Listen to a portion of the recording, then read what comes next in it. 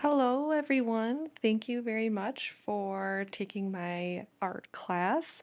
This is the first lesson, and I will do one each week so you can practice each week before you do the final one with me. I hope you enjoy.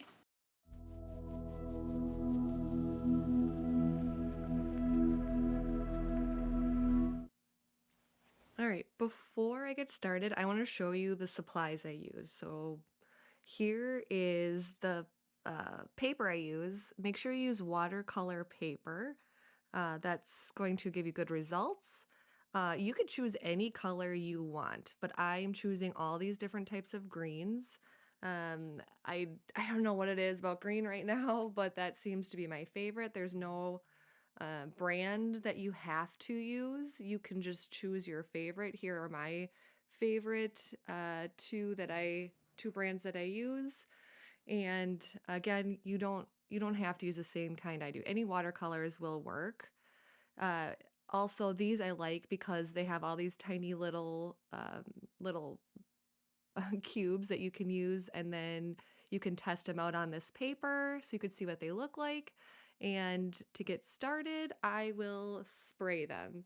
Again, this is something you don't have to do. All these things I do, I just like getting them wet. I tell my students this is how I wake up my my paint. So here are some brushes that I'm also going to use while I play with my paint today. You don't have to have these. I like doing different sizes. And if you notice, all of these are round brushes. So that's what we're going to use for the final painting when I'm done with all these lessons. We're going to use round brushes.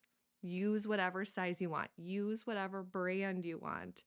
But when I play with my paintbrushes and paint, I like to have a variety. It just seems like that's the point of playing, right? So just trying to decide what colors. Again, you can use any colors, any brushes. This is no pressure, just playing. Here's my favorite. Now, I am going to try to do different pressures today. That's my goal. Having a goal in mind is really important. It takes the pressure off what it looks like. It does not have to look like anything. We're playing with our brush. So I'm going to make sure I hold it right here. The higher up you hold it, I feel like the looser your paintbrush strokes are. So trying to get comfortable, have your hand where you want it. I like it, my paintbrush up and down. I like to barely touch the paper, push it down. I think people are afraid to push down on their paintbrush.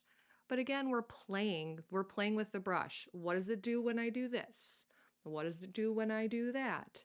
So that's kind of our mindset for this whole week of just practicing the what ifs. What happens when I add more paint? What happens when I add water and then just add paint to it? We're really just being curious, kind of have like your inner kindergartner is what I always tell my students. Kindergartners are so good at just playing and experimenting with their art supplies. So we have to get out of that thought of, I'm afraid it's not going to look good. This is playing. We don't care what it looks like. Who cares? We're just, what does my paintbrush do? uh, on this practice, I am just trying to go in different directions too, different size brushes. Again, just do all the what ifs. What if I do this? What if I do that? If you do this multiple times this week before my next lesson, you will have a little bit more of an idea of how you want to hold your brush. It's really kind of important that you're comfortable with your brush before you do any kind of painting. That's why I'm doing this weekly lesson. If I just have you jump into that final painting right away, it's not going to be what you want it to be. You got to be comfortable using your brush.